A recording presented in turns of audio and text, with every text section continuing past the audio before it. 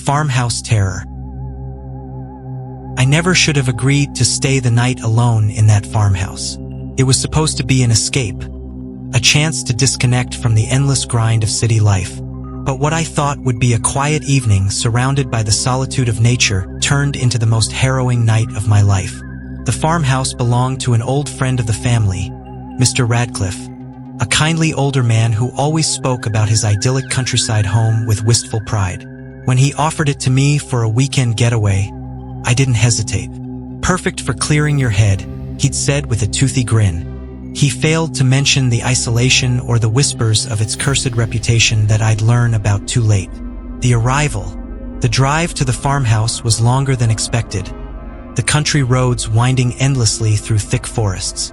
By the time I arrived, the sun had already begun to set, casting the sky in hues of orange and purple. The farmhouse stood alone in the middle of an expansive field, its white paint peeling and the surrounding fence in a state of disrepair. Stepping out of the car, I was struck by the eerie silence. No distant hum of cars, no chirping birds, just the whisper of the wind through the tall grass. It should have been peaceful, but instead, it made me uneasy. The house creaked as I pushed the front door open. The inside was rustic, simple wooden furniture, a stone fireplace, and a faint smell of mildew. There was no Wi-Fi, no television, and only a single old landline phone mounted to the wall in the kitchen. Perfect for unplugging, I thought sarcastically, though the reality of being so disconnected began to settle uncomfortably in my mind. After unpacking my small bag, I lit the fireplace and made a cup of tea. The sun dipped below the horizon, plunging the landscape into darkness. With no neighbors for miles, the only light came from the dim glow of the fire and a single lamp on the side table. First signs. The first couple of hours were uneventful. I curled up on the worn couch with a book, forcing myself to relax. The crackling fire provided a soothing rhythm, and I began to let my guard down. But then I heard it, a faint knock. I froze, my eyes darting toward the front door. It was subtle, like something tapping against the wood. My logical mind dismissed it as the wind, but as I stared at the door, a chill crept over me. Knock! Knock! This time it was louder, deliberate. My stomach twisted as I forced myself to my feet, clutching the flashlight I'd brought. Peering through the peephole, I saw nothing but the empty porch illuminated by the weak glow of the porch light. I opened the door cautiously, my breath visible in the cold night air. "Hello!" I called out, my voice trembling. Silence. Just as I was about to shut the door, a flicker of movement caught my eye. Across the field, near the edge of the woods, something darted behind a tree. It was too far to make out clearly, but it was there, watching. The unease grows. I locked the door and double-checked the windows, drawing the curtains tightly. The cozy ambience I'd imagined for the night was gone, replaced by a gnawing sense of dread. I tried to return to my book, but my attention kept drifting to the darkened windows, expecting to see something or someone. Peering in. An hour passed. The wind had picked up outside, its mournful howl sending shivers down my spine. Then the power went out. The lamp flickered off, plunging the room into darkness except for the faint glow of the dying fire. My heart raced as I fumbled for my flashlight, its weak beam barely illuminating the room. That's when I heard the footsteps. They were faint at first, coming from the floor above me. My breath hitched as I strained to listen. There shouldn't have been anyone upstairs. I hadn't even been up there since arriving. The footsteps grew louder, deliberate and slow, like someone was pacing. "Hello!" I called out, my voice shaking. "Who's there?" The pacing stopped abruptly, and for a moment, there was only silence. Then came a sound I'll never forget. The creak of the floorboards at the top of the stairs. Confrontation. I debated running out of the house, but the idea of venturing into the pitch-black night with whatever I'd seen earlier lurking nearby seemed worse. I gripped the flashlight tighter and moved toward the staircase. "Whoever's there, you need to leave," I shouted, trying to sound braver than I felt. The only response was a low, guttural laugh. I froze. The sound was inhuman, echoing through the house like it came from everywhere and nowhere at once. The flashlight flickered, and I cursed under my breath. The air grew colder with each step as I ascended the stairs, my legs trembling. When I reached the top, the hallway stretched before me, shrouded in shadows. The laughter came again, this time from the far end of the hall. My flashlight revealed an open door, the bedroom. I stepped inside, the beam of light scanning the room. It was empty, save for an old four-poster bed and a wardrobe. Just as I began to lower the flashlight, the wardrobe door creaked open. The entity. I wanted to run, but my legs felt rooted to the floor. The door opened wider, revealing darkness within. Then it stepped out. It was tall, its frame unnaturally thin, skin pale and stretched tight over its bones. Its eyes were empty sockets, yet I could feel its gaze piercing through me. Its mouth twisted into a grotesque grin, rows of jagged teeth glinting in the weak light. I stumbled back, nearly dropping the flashlight. The creature tilted its head, as if amused by my fear, and took a step forward. "Why are you here?" it rasped, its voice a chilling whisper that echoed in my mind. I couldn't answer. My throat felt constricted, my voice lost. The creature lunged, and instinct took over. I swung the flashlight, the impact barely phasing it. I bolted down the stairs, its footsteps thundering behind me. Escape. Reaching the front door, I fumbled with the lock, my hands shaking uncontrollably. Just as I wrenched it open, the creature grabbed my shoulder. Its touch was icy, sending a wave of numbness through my arm. With a surge of adrenaline, I broke free and sprinted into the field. The snow had started falling, thick flakes obscuring my vision. I didn't dare look back, the sound of its laughter chasing me through the night. When I finally reached my car, I yanked the door open and started the engine. The headlights illuminated the farmhouse, and for a moment, I saw it standing on the porch, watching me with that twisted grin. I didn't stop driving until I was miles away, the farmhouse a distant memory in my rearview mirror. The aftermath.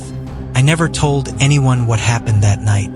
When Mr. Radcliffe called to ask about my stay, I lied, telling him it had been peaceful. But I can't escape the nightmares. Every time I close my eyes, I see that creature, its empty eyes staring into my soul. And sometimes, in the dead of night, I swear I hear that laughter again. The farmhouse nightmare. The farmhouse was supposed to be my sanctuary. After months of city chaos, I craved solitude, the kind only the countryside could provide. When I found an online listing for a rustic rental tucked away on the edge of a forgotten field, it seemed perfect. The listing mentioned no cell service, like it was a selling point, and I convinced myself that I needed the isolation. The drive out there was peaceful at first, a winding road lined with barren winter trees. But as the sun dipped below the horizon, the landscape became a maze of indistinct shadows. By the time I reached the farmhouse, the world outside my car was pitch black, save for the faint glow of my headlights on the weathered structure. It was smaller than I'd expected, with chipped white paint and a roof that sagged under years of neglect. A solitary lantern hung near the door, swinging gently in the wind. I hesitated, gripping the steering wheel tightly, but finally stepped out. The first hours. The house was cold inside, the air damp and stale. My footsteps echoed as I walked across the creaking wooden floors, my breath visible in the dim light of the lantern I'd brought. The only sound was the wind howling outside. The interior was sparse. A couch, a wooden dining table, and a cast iron stove. A narrow staircase led to the second floor, where a single bedroom awaited. I set my bag down, lit a few candles, and turned on the small battery-powered lamp I'd brought. The warm glow made the place feel slightly less intimidating. I made myself some tea on the stove, then settled on the couch with a book. The silence wrapped around me like a heavy blanket, amplifying every sound. The creak of the floorboards, the occasional gust of wind rattling the windows. It was only when I was halfway through a chapter that I noticed something odd. The faint smell of smoke. I turned toward the stove, but the fire was contained, barely even embers. Still, the scent grew stronger. My heart began to race as I scanned the room, half expecting to see flames licking up the walls. That's when I heard it. The soft, deliberate sound of footsteps overhead. Unwelcome presence. I froze. The house was supposed to be empty, miles from anyone. I'd locked the door behind me. The steps were slow and deliberate, crossing the ceiling from one end to the other. My first thought was an animal, a raccoon, or maybe a stray cat. But these steps were too heavy, too human. Grabbing the closest thing I could find, a rusted fire poker, I crept toward the staircase. My pulse pounded in my ears as I climbed each step, the old wood groaning beneath my weight. At the top, the footsteps had stopped. The bedroom door was ajar, swaying slightly as if inviting me in. I nudged it open with the poker, holding my breath. The room was empty, the bed untouched, the window locked. The silence was suffocating.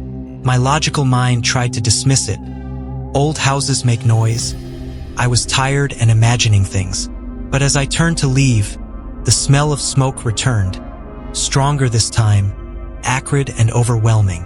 And then I saw it, writing on the mirror, faint but unmistakable, as if traced by an invisible finger. Get out, the second night. By the time I bolted back downstairs, it was late.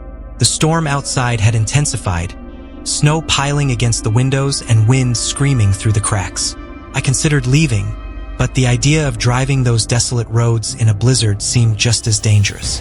I locked myself in the living room, piling furniture against the door for good measure. The fire was roaring now, casting wild shadows across the walls. Hours passed in tense silence. Every creak of the house set my nerves on edge, every gust of wind a potential intruder. I kept glancing at the staircase, expecting to see something, someone, standing at the top. Around midnight, I drifted off, the fire's warmth lulling me into a restless sleep. I woke to the sound of laughter, the stranger in the shadows. It was faint at first, almost imperceptible, like a child's giggle carried on the wind. I sat up, my throat dry, the room now cold despite the fire still crackling in the hearth. The laughter grew louder, unmistakably coming from outside. I moved to the window, peering into the swirling snow. At first, I saw nothing but white and black. Then, just at the edge of the yard, I saw a figure. It was standing completely still, too far to make out details, but I could tell it was tall, unnaturally so. His head tilted slightly, as if it knew I was watching. The laughter stopped. The figure began to move, slowly, deliberately, toward the house. Panic sets in. I stumbled back from the window, my heart racing. Grabbing the fire poker again, I stood near the door, every nerve in my body screaming to run, but there was nowhere to go. The sound of footsteps echoed around the house, soft, then louder, circling the perimeter. The doorknob rattled violently, and I let out an involuntary scream. "Who's there?" I shouted, my voice trembling. Silence. Then, from the other side of the door, a low, guttural whisper. "You shouldn't have come." The basement. Desperation overtook me. I grabbed my bag and made for the kitchen, where I knew there was a cellar door. If I couldn't leave the house, I'd hide. The cellar was pitch black, the air damp and suffocating. I fumbled for my flashlight, the beam cutting through the darkness to reveal a room filled with cobwebs and old crates. The door above me creaked shut, plunging me into deeper silence. I tried to steady my breathing, but it was impossible. The flashlight flickered, the batteries threatening to die. And then I heard it.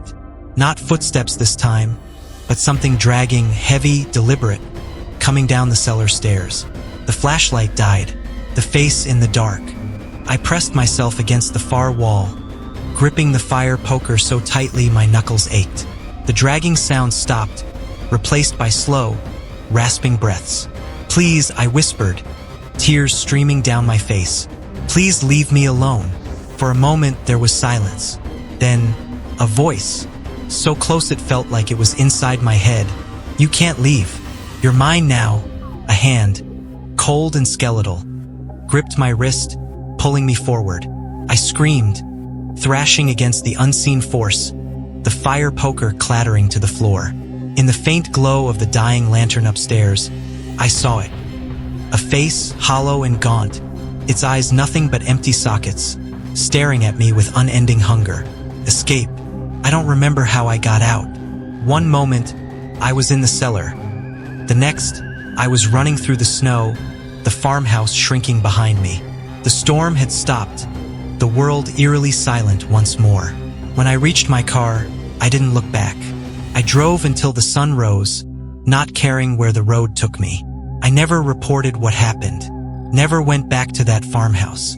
But sometimes, in the dead of night, I hear it again, that faint, guttural whisper, and I know it's still waiting.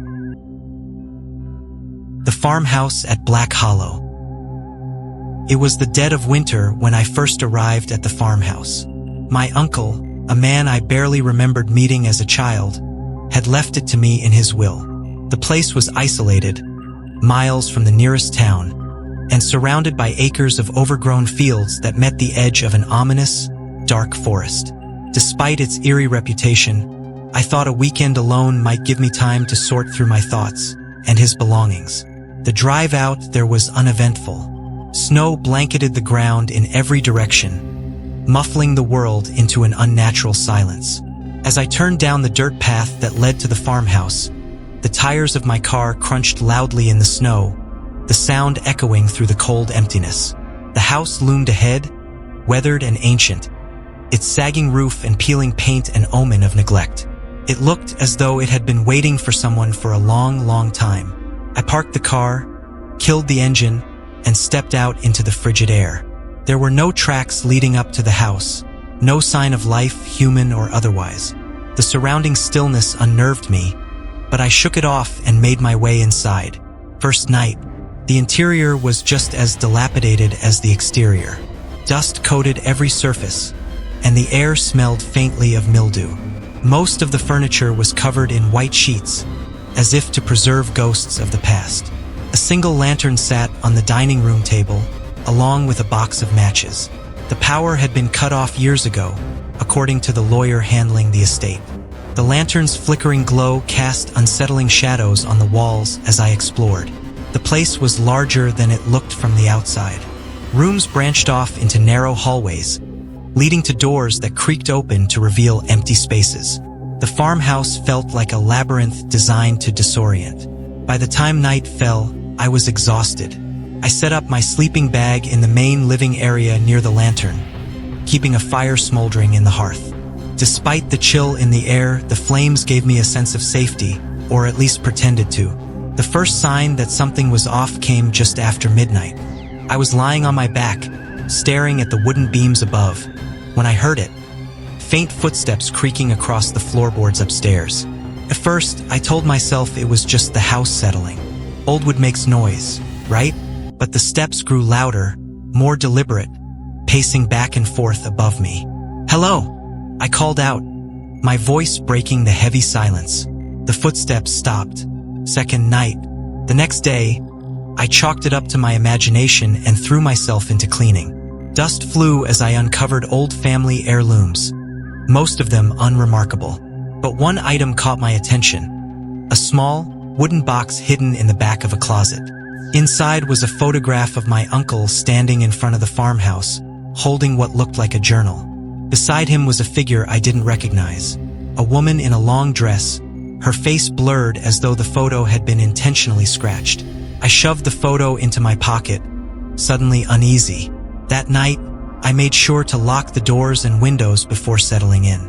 I told myself there was nothing to worry about, that the noises I'd heard were just the creaks of an old house. But deep down, I wasn't convinced. Around midnight, the footsteps returned. This time, they weren't upstairs, they were in the hallway just outside the living room. The lantern flickered as I sat up, clutching the heavy flashlight I'd brought along. "Is someone there?" I demanded, my voice trembling. No response. I crept toward the door, heart pounding in my chest. The footsteps stopped abruptly, and for a moment, there was silence. Then, from behind me, a whisper so faint I could barely make it out. "Leave." I spun around, shining the flashlight into the empty room. Nothing. The lantern extinguished suddenly, plunging the farmhouse into darkness. The journal. The next morning, I found the journal in a drawer in my uncle's room. Its cover was leather, cracked with age, and the pages inside were filled with frantic scrawls. The entries were strange, rambling about the keeper of the woods and the thing beneath the floorboards. My uncle described hearing voices at night and seeing a figure staring at him from the edge of the forest. The last entry, dated 3 days before his death, read, "It knows I'm alone. The lantern keeps it away, but the flame grows weaker every night. I can't leave. It won't let me. It needs someone here. If you're reading this, run before it chooses you." The room felt colder as I closed the journal. Final night. I should have left then, but some morbid curiosity, or perhaps stupidity, kept me there. I spent the day nervously watching the woods, half expecting the figure my uncle had written about to emerge. The snow began to fall heavier as night crept in, and by the time I lit the lantern, visibility outside was near zero. The farmhouse felt smaller, the shadows longer. I moved the lantern closer to my sleeping bag, determined to stay awake. Around 11:30 p.m., the noises started again. Scratches this time, coming from beneath the floorboards. My pulse quickened as the scratching turned into a rhythmic thumping, growing louder and more insistent. The boards beneath my feet vibrated as though something was trying to break through. Then came the footsteps, heavy and deliberate, descending the stairs. I froze, clutching the journal like it might protect me. The lantern flickered violently, casting erratic shadows on the walls. And then I saw it. Standing at the edge of the room was a figure, tall and gaunt, its face obscured by the flickering light. Its limbs were too long, its movements unnaturally slow, as if it were savoring the moment. I scrambled backward, knocking over the lantern. The flame sputtered and went out, plunging the room into darkness. The thumping beneath the floor stopped. The silence that followed was worse than any noise. I couldn't see, couldn't breathe, but I could feel it. It was close. The escape. I don't remember how I made it out. The next thing I knew, I was outside, stumbling through the snow toward my car. My hands fumbled with the keys, the shadows of the woods pressing in around me. When I finally got the engine to start, I didn't look back. I didn't want to see what might be following. The farmhouse is still there, waiting for its next visitor. And me? I haven't slept through the night since.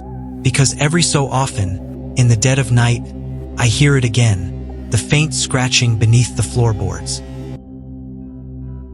The farmhouse stood alone in a sea of darkness, surrounded by dense woods on one side and vast, barren fields on the other. It was a place I had only heard about in fleeting family stories, a relic of our family's past that everyone seemed to forget about, except for the occasional whispered mention of Uncle Jeb's place. When I inherited it, the will came with an odd handwritten note. "Do not stay past midnight. Don't let the lanterns go out." I laughed when I read it. It sounded like something straight out of a campfire tale. But Uncle Jeb had always been an eccentric old man. People said he lived in that farmhouse for decades, refusing to let it fall into disrepair, despite having no one left to share it with. Maybe the note was just his way of holding onto some mystery, even after death. I arrived on a chilly autumn evening, just as the sun dipped below the horizon. The farmhouse was more decrepit than I expected. The paint was peeling, and the windows were fogged and cracked. The air around it felt thick, almost too quiet, save for the occasional rustle of wind through the trees. It didn't matter, though. I wasn't planning to stay long. Just long enough to inspect the property and decide whether to sell or fix it up. Night 1. The first night passed without incident. I spent most of it unpacking supplies, fixing the locks, and checking the power. The electricity worked but was unreliable. Every so often, the lights flickered, plunging the house into temporary shadows. The uneasiness I felt when I arrived lingered, but I chalked it up to nerves. At one point, I found an old lantern tucked away in a cabinet, alongside a small can of kerosene. I remembered the note and decided to light it as a joke, setting it in the kitchen. The soft glow of its flame was oddly comforting in the otherwise dim house. By midnight, I was in bed, listening to the faint creaks of the old farmhouse settling. The wind howled outside, and the trees cast long shadows against the windows, but I fell asleep easily enough. Night 2. The second night was different. I spent the day clearing out some of the debris in the barn behind the house. It was mostly old farming tools, rusted beyond use, and a broken-down plow. By sunset, I was exhausted and decided to call it an early night. But as I locked the barn door, I noticed something odd. Footprints in the dirt. They weren't mine. The prints were deep, like whoever made them was barefoot but heavy. They led from the woods to the barn door and back again. I scanned the tree line, but nothing moved. Still, I hurried back to the house, locking the door behind me and double-checking the windows. My chest felt tight with unease, but I told myself it was nothing. Just some animal, or maybe a trick of the light. At 10 p.m., the power went out. The house was plunged into darkness, save for the lantern I had lit earlier. Its faint glow barely illuminated the room, casting long, flickering shadows across the walls. The wind had picked up outside, rattling the shutters and making the house groan. I tried to distract myself by reading, but every creak of the floorboards made me jump. Just before midnight, I heard it. A low, guttural sound coming from the woods. It was faint at first, like the rumble of distant thunder. But then it grew louder, closer. It wasn't an animal.